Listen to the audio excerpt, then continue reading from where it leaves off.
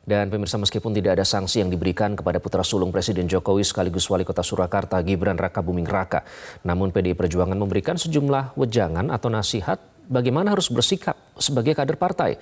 Lalu benarkah PDI Perjuangan khawatir dengan manuver yang dilakukan keluarga Presiden Jokowi? Kita akan langsung membahasnya bersama politisi PDI Perjuangan sekaligus Sekretaris Tim Koordinasi Relawan Pemenangan untuk Ganjar Pranowo, Deddy Sitorus, serta Direktur Eksekutif Indikator Politik Burhanuddin Muhtadi. Bang Deddy, Mas Burhan, selamat malam. Yes, selamat malam, Mas Iqbal. Terima kasih sudah bergabung dengan Prime Time News. Saya ingin ke Bang Deddy. Bang Deddy, apa nasihat dari PDI Perjuangan untuk Gibran, Bang Deddy? Nasihat banyak ya, karena sebagai kader muda tentu Mas Gibran ini kan cukup mencolok ya, mencolok bukan karena dia anak presiden, tapi karena usianya yang relatif muda. Dia mendapatkan amanah ya dari rakyat, mendapatkan penugasan dari partai untuk menjadi wali kota Solo, dan tentu dalam mengelola sebuah kota juga diperlukan banyak arahan dan bimbingan. Oleh karena itu Pak Gibran diberikan tugas oleh DPP partai melalui Pak Sekjen untuk menjadi salah satu pembicara bersama beberapa wali kota lain untuk bicara tentang bagaimana kebijakan melawan mengentaskan kemiskinan, ya, kemiskinan 0% di wilayah masing-masing. Jadi nanti di Rakernas kita 5 Juni ada Pak Gibran mewakili Kota Solo, ada Bu Ita mewakili Kota Semarang, ada Mas Eri mewakili Kota Surabaya. Nasihat itu yang pertama. Yang kedua, nasihat-nasihat tentu terkait dengan bagaimana menjadi seorang politisi yang dan kepala daerah yang tentu PDI Perjuangan sudah punya pengalaman panjang, ya, itu juga disampaikan. Dan sebagai seorang insan politik juga Sekjen dan Pak Komarudin juga banyak memberikan masukan, nasihat tentang bagaimana tata kelola partai, ya, kode etik di partai, regulasi di partai, dan juga sejarah-sejarah politik, ya, walaupun singkat banyak diskusikan tentang bagaimana sejarah politik Indonesia dari zaman Majapahit, ya, sehingga pergolakan kemerdekaan sampai kejadian 65, kerusuhan Mei 98, itu sebagai bagian untuk memperkaya saudara Gibran, ya, tentang bagaimana sensitifnya pergolakan politik dari masa ke masa. Dan ini tentu ada konteksnya. Konteksnya memang karena begitu ramainya publik belakangan ini, ya, dirasa perlu untuk memberikan Gibran banyak masukan begitu, sehingga dalam menentukan langkah-langkah politik atau apapun yang terkait apalagi dengan kontestasi pemilu itu menjadi lebih bijak. Nah, tentu tadi sudah disebut apakah ada sanksi atau tidak, ya tidak ada sanksi karena Gibran itu ya ketika dihubungi oleh Pak Sekjen itu menyatakan diri saya akan datang ke Jakarta gitu ya. Jadi ini tidak dalam rangka pemanggilan, apalagi pemanggilan bersikap katakanlah tindakan disiplin gitu. Karena kan Pak Gibran sendiri sudah menyatakan sanksi, setelah pertemuan PDI Perjuangan tidak memandang ini sebagai sesuatu yang mengancam sikap partai atas pencapresan Ganjar Pranowo, Bang Deddy? Ya, sama sekali tidak. Pertama kan karena Gibran sudah menyatakan setelah pertemuan itu bahwa itu adalah makan malam, ekupakau karena yang datang Menteri Pertahanan gitu ya. Dan juga dalam statementnya beliau juga sudah menyampaikan bahwa dia tidak mendukung ya, karena ada dua pasang calon yang menguat, itu pikiran relawan gitu ya. Sebagai pribadi kan beliau tidak ada menyatakan dukungan apapun atau kepada siapapun. Dan tadi disampaikan oleh Sekjen bahwa ada memang upaya-upaya untuk menarik-narik atau melakukan framing gitu ya, untuk mengacaukan opini gitu ya, atau membentuk opini bahwa seolah-olah keluarga Pak Jokowi atau bahkan Presiden Jokowi sendiri itu tidak sejalan dengan garis atau kebijakan partai dari mana beliau dan keluarganya berasal. Oke, baik, Mas Burhan, bagaimana Anda memandang nasihat yang diberikan oleh pihak partai kepada Gibran pasca pertemuan dengan Prabowo, kan katanya Menhan, tapi kan juga baca pres, Mas Burhan. Bagaimana Anda memandang nasihat ini? Pertama, nasihat atau undangan DPP PDI Perjuangan kepada Gibran itu satu bentuk yang tepat ya sebagai institusi kepartean, maka keputusan yang sudah diambil harus dijalankan oleh semua kadernya. Nah, keputusan itu berkaitan dengan pencapresan Ganjar Pranowo. Jadi tidak ada yang salah sebenarnya ya, undangan terhadap Gibran untuk hadir ke Jakarta mengklarifikasi pertemuan relawan Jokowi Gibran untuk mendukung calon yang tidak didukung oleh PDI Perjuangan. Cuma menjadi penting karena makna politik dari pertemuan tersebut itu yang tentu menarik untuk kita kaji. Karena bagaimanapun pertemuan antara Pak Prabowo dengan Gibran itu seolah-olah bisa ditafsirkan keluarga Pak Jokowi itu memberikan angin buat capres di luar dari PDI Perjuangan.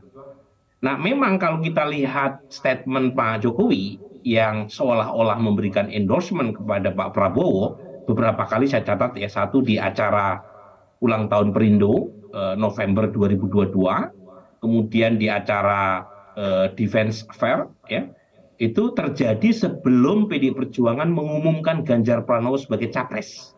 Artinya belum ada keputusan yang mengikat buat siapapun, termasuk buat Presiden Jokowi yang notabene adalah kader untuk mendukung Ganjar Pranowo.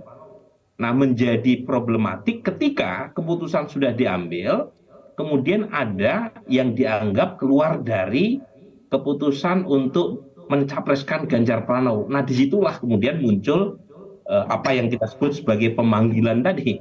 Apakah itu ditafsirkan sebagai bentuk disiplin partai kepada Gibran, ataukah sekedar memberikan nasihat agar Gibran hati-hati ya, karena terkait dengan manuver beberapa kalangan untuk menyeret-nyeret keluarga Pak Jokowi dalam urusan pencapresan di luar dari keputusan partai. Nah, itu yang kita ingin diskusikan. Karena bagaimanapun dalam ini istilahnya ini Iqbal ya, it takes two to tango. Itu perlu dua orang untuk menari tango. Jadi kalaupun toh misalnya ada manuver pihak lain, tapi kalau internalnya tidak terseret oleh manuver tersebut, ya bakal nggak terjadi itu tarian tango. Nah, pertanyaannya, apakah kemarin itu murni dari inisiatif Pak Prabowo, ataukah ada keinginan dari internal pendukung Gibran untuk mempertemukan kedua tokoh yang kemudian di framing Gibran atau keluarga Pak Jokowi mendukung capres di luar dari PDI Perjuangan.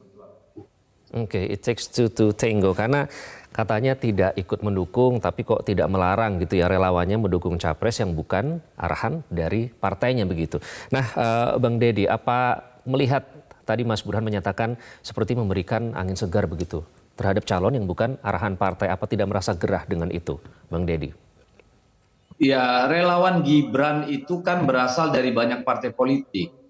Ketika beliau mencalonkan diri di Pilkada Kota Solo, itu kan didukung oleh banyak sekali partai politik. Banyak relawan-relawan yang berasal dari partai-partai politik pendukung. Dan yang hadir juga kemarin malam itu banyak dari aktivis Partai Gerindra, Partai Golkar gitu ya, yang ada di situ. Nah, itulah yang kemudian tadi kita sebut bahwa memang ada upaya pembentukan opini, memasukkan satu narasi ke dalam satu framing gitu ya, potret bahwa seolah-olah ini kemudian akan diresonansikan sebagai sebuah sikap mendua dari Gibran atau keluarga Pak Jokowi. Nah, inilah politik, it takes two to tango memang gitu loh. Tetapi kan itulah kita harus kembali melihat dari mana latar belakang Gibran dan Pak Jokowi sebagai orang Solo, orang Jawa yang sangat kuat dengan tata krama gitu ya. Walaupun memang sulit tapi ya begitu. Karena misalnya nih gambar yang sedang ditunjukkan Pak Prabowo datang waktu setelah salat Id misalnya. Yeah. Itu kan tidak ada dalam agenda sebenarnya. Karena kan memang salat Id dengan Pak Ganjar, lalu tiba-tiba kan Pak Prabowo ingin bersilaturahmi gitu, dan hanya Pak Prabowo gitu, karena memang kan perintahnya semua di tempatnya masing-masing. Jadi inilah politik, kita harus pintar membacanya kalau menurut saya. Karena mau tidak mau ini harus kita hadapi karena kita kan sedang berkontestasi gitu. Nah, dalam konteks kepartaian itulah tadi memang walaupun sebenarnya dasar undangannya ke Pak Gibran adalah untuk penugasan beliau menjadi salah satu pemberi pembicara dalam Rakernas kita nanti 5 Juni, tapi juga memang harus kita gunakan untuk membahas isu-isu yang terkini gitu. Tapi dengan pemahaman kami bahwa memang pada malam itu tidak satu kata pun keluar kata-kata yang menyinggung terkait dengan Pilpres oleh Pak Gibran gitu ya, apalagi dukung-mendukung. Jadi harus pintar membaca bahasa politik. Ya. Ini yang namanya satu teatrikal aksi panggung yang memang kita harus akui cerdik gitu ya. Itu yang dalam konteks lanskap budaya Jawa ya memang disitulah tantangannya gitu. Baik, teatrikal termasuk pada saat mengunjungi pada saat Lebaran, juga sebelumnya sempat berkuda juga di Hambalang. Apakah bahasa politik itu yang harus kita baca, kedekatan antara Gibran dengan Prabowo? Namun yang menarik adalah pernyataan dari Sekjen PDI Perjuangan Hasto Kristianto yang menyebut Solo ini kandang banteng. Tapi apa jadinya kalau relawan ini malah mendukung calon yang bukan calon banteng?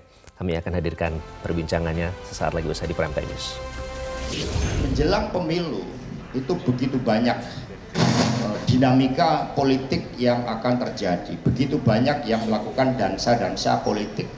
Di dalam politik itu harus menyampaikan segala sesuatunya itu dengan keyakinan dan kemudian melihat momentum. Bahkan Ibu juga menyampaikan misalnya bagaimana perjuangan Ibu Mega ketika menghadapi Pak Harto, itu ada strategi yang sifatnya aktif, progresif, mengambil momentum. Misalnya ketika Kongres PDI tahun 93 mendadak mau dibubarkan, Ibu Mega mengambil momentum mengatakan secara de facto saya adalah ketua umum partai, secara de jure belum. Demikian pula strategi silent is golden, itu juga tadi disampaikan oleh Ibu Mega. Juga hal-hal yang berkaitan dengan kecenderungan terjadinya dansa-dansa politik, dan juga di dalam politik karena berbagai manuver-manuver kekuasaan, pragmatisme kekuasaan itu juga sering memunculkan sisi-sisi gelap dari kekuasaan. Padahal politik itu adalah membangun peradaban. Sehingga tadi juga saya berikan buku kepada Mas Gibran, judulnya Merawat Pertiwi.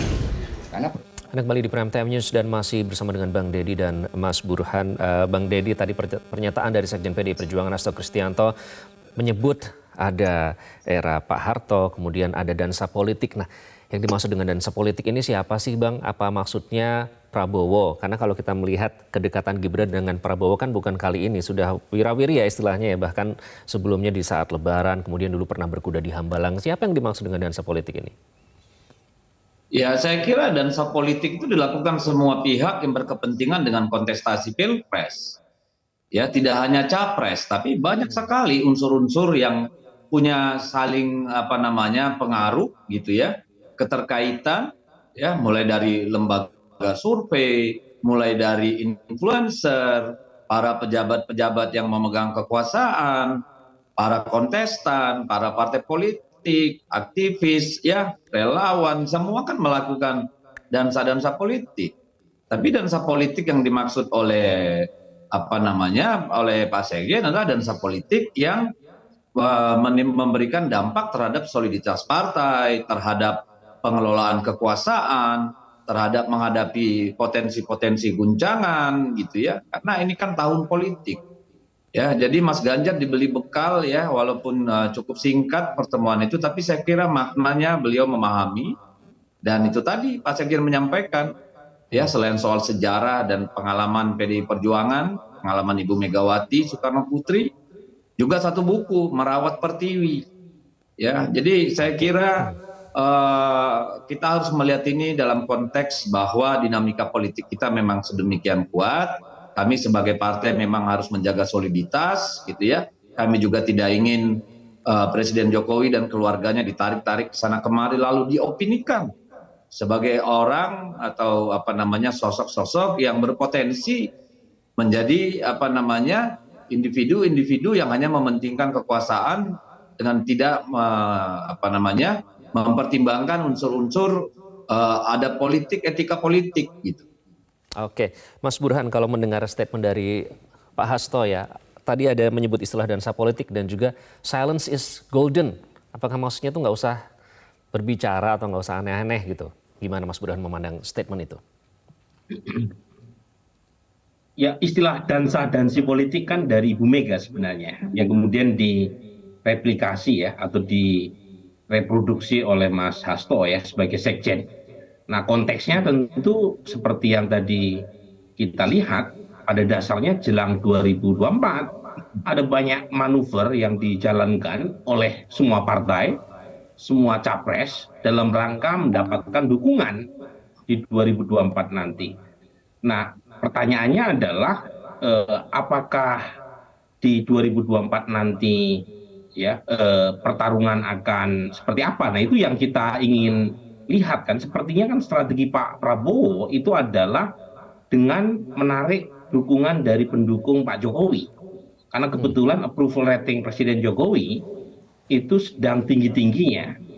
Dua lembaga survei, SMRC dan Lembaga Survei Indonesia, memotret sekitar 82% masyarakat yang puas terhadap kinerja Presiden Jokowi. Lembaga saya 78,5%, Carta 79%. Nah, pada titik di mana approval rating Presiden Jokowi besar, maka siapapun yang mendapatkan berkahnya Presiden Jokowi itu akan diuntungkan secara elektoral. Nah, pada titik ini Pak Prabowo sepertinya memakai strategi untuk mencuri dukungan dari kalangan pemilih Pak Jokowi yang sebelumnya didominasi oleh Ganjar Pranowo. Nah, jadi pada titik ini sebenarnya Pak Prabowo itu ingin mensolidkan basisnya sendiri, pendukung Pak Prabowo 2019, tapi saat yang sama mencuri dukungan dari pemilih Pak Jokowi agar tidak dimonopoli oleh Ganjar. Dan Mas Burhan, artinya ini bisa berhasil, memecah suara di kandang banteng? Persis, dan itu yang kita potret ya, survei bulan April, pemilih Pak Jokowi 2019 yang mengalir ke Pak Prabowo sudah meningkat dari 11% ke 24,7%. Memang masih dominan Mas Ganjar, tetapi tren Mas Ganjar untuk memperoleh dukungan dari pemilih Pak Jokowi turun dari Februari ke bulan April. Nah, kalau misalnya tren ini berlanjut, tentu menjadi alarm buat PD Perjuangan yang mencapreskan Ganjar Pranowo. Nah, jadi tapi per hari ini memang terbaca ada keinginan supaya, karena tidak ada satu capres yang kuat, Iqbal, itu endorsement yang sepertinya mendua dari Presiden Jokowi itu kira-kira ingin membantu supaya di putaran kedua itu ada all president man. Itu yang kebaca per hari ini. Cuma kalau misalnya yang masuk putaran kedua itu Ganjar versus Pak Prabowo, dilema tidak berhenti. Karena pada ujungnya Presiden Jokowi harus memilih siapa di antara dua nama yang harus didukung sebagai capres 2024. Mungkin hari ini masih bisa bermain di antara dua kaki ya. Tetapi kalau nanti sudah masuk putaran kedua dan ternyata yang lolos adalah dua figur yang dianggap dekat dengan Presiden Jokowi, maka Presiden Jokowi harus memilih salah satu di antaranya. Padahal satu di antaranya adalah kader separtainya. Bang Deddy, apakah partai juga menganggap pecahnya suara, kemungkinan pecahnya suara pendukung baca pres ini sebagai alarm? Ya, kalau dianggap suara pecah ya saya kira begini. Dari data yang kemarin yang saya baca, data survei yang pendukung Pak Jokowi mendukung Pak Ganjar itu di atas 61%. Ya, itu kan beliau baru dicalonkan gitu. Belum melakukan, partai juga belum melakukan konsolidasi ya, belum mengerahkan seluruh struktur mesin partai, influencer dan seterusnya. Saya mau bilang bahwa kita itu berpolitik dengan keyakinan gitu, bukan dengan kecemasan.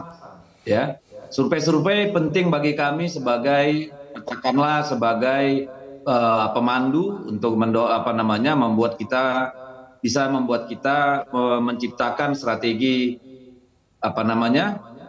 bertarung lebih baik gitu. Jadi kami tidak punya keraguan sedikit pun bahwa Pak Jokowi akan tetap tegak lurus ya kepada PDI Perjuangan sebagai partai di mana beliau dan keluarganya memang sudah menjadi bagian yang tidak terpisahkan.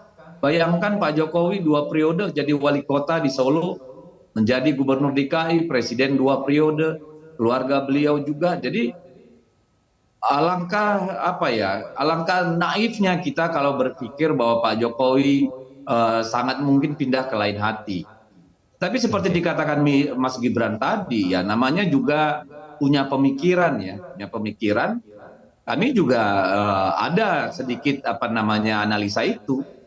Yang penting bagaimana di putaran kedua, kalaupun tidak ada yang majority, ya di putaran pertama ya memang harus mereka yang kita anggap akan meneruskan ya semua legacy dan menyempurnakan apa yang belum tercapai dari pemerintahan Pak Jokowi gitu. Dan kami tidak punya keraguan sedikit pun bahwa Pak Jokowi, Gibran, ya Bobi atau Kaisang itu akan aneh-aneh gitu loh. Ya kalau sekarang kan Pak Jokowi bilang Belanda masih jauh. Kalau saya bilang Jepang masih jauh lah gitu ya. Jadi dan kami melihat data juga. Saya memegang data relawan sejak 2014, 2019 dan hari ini 2023 ya. Kak, saya punya data ya, saya tahu mana relawan yang dulu sejak 2014 merupakan organ-organ pendukung Jokowi yang masih yang berpindah ke Pak Ganjar ya. Mana relawan-relawan yang sudah tidak lagi ada gitu ya, dari sekitar hampir 1.800 pada waktu pemilu 2014 dan 2019 itu gitu ya. Dan hari ini kami terus melakukan proses verifikasi. Sampai minggu depan itu sudah lebih dari 600 kelompok relawan hingga tingkat kabupaten kota yang kami lakukan verifikasi ya. Sudah didata. Jadi kalau ada klaim-klaim pendukung pecah ya kan nggak mungkin 100% juga gitu ya. Kita juga tidak terlalu berlebihan oleh koordinator relawan ya pada Pak Ganjar. Ya kalau dikasih 5% itu 10% ya mungkin sajalah. Itu kalau menurut saya sih. Yakin hanya 5-10%. Baik, ya, Mas kan Burhan, kita harus bagaimana berpolitik tadi dengan keyakinan, kan nggak boleh dengan kekhawatiran Mas berpolitik Mas. Baik, politik keyakinan. Mas Burhan, data relawan sudah dikantongi katanya oleh pihak koordinator relawan dari PDI Perjuangan. Tapi kenyataannya ini masih ada relawan-relawan, mau itu Gibran Jokowi atau relawan pendukungnya Presiden Jokowi yang terang-terangan mendukung calon yang bukan dari arahan partai begitu. Nah kalau melihat ini nanti ke depannya, apakah masih ada jaminan bahwa keluarga Jokowi ini tetap akan tegak lurus atau malah nanti ada lagi gimmick yang belok kanan, belok kiri, gimana Mas Burhan? Begini ya, soal relawan Jokowi sudah pasti sulit untuk 100% tegak lurus ya dengan keputusan satu capres saja, karena bagaimanapun namanya juga relawan Jokowi. Kita tahu Pak Jokowi tidak bisa maju lagi sesuai dengan aturan konstitusi dan PDI Perjuangan termasuk juga Nasdem itu komit aturan pembatasan kekuasaan, maka Pak Jokowi tidak punya celah sedikit pun untuk bisa maju lagi. Nah di saat Pak Jokowi sebagai inangnya relawan tidak bisa maju lagi, tentu ya wajar kalau misalnya ada beberapa organ relawan yang bergerak ke sana kemari di luar dari misalnya ya garis satu capres saja. Nah itu yang pertama. Tetapi saya sendiri termasuk orang yang mohon maaf ya agak meragukan seberapa besar efek elektoral relawan politik ini dalam meraih suara. Kalau bagaimanapun tidak ada institusi yang memiliki jaringan sekuat partai. Nah relawan ini kan gerakan volunteristik yang tidak terstruktur ya, yang mungkin efek elektoralnya tidak sebesar yang kita perkirakan. Cuma ketika itu diasosiasikan dengan relawan Jokowi dan Pak Jokowi sekarang menjadi presiden yang relatif paling populer, mungkin hanya bisa dikalahkan oleh Narendra Modi ya.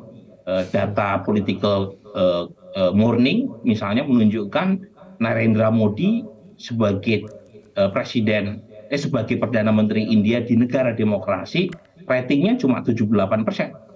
Jadi poin saya ketika relawan yang diasosiasikan dengan Jokowi yang populer, maka akan punya implikasi elektoral. Nah lain kalau misalnya Presiden Jokowi, maaf ya, itu tingkat popularitasnya seperti era kedua, periode kedua Pak SBY. Saat itu rata-rata kepuasan terhadap Pak SBY di periode kedua itu 52%. Jadi tidak cukup populer untuk bisa memberikan efek elektoralnya Oke. kepada capres atau partai yang Pak SBY Oke. dukung.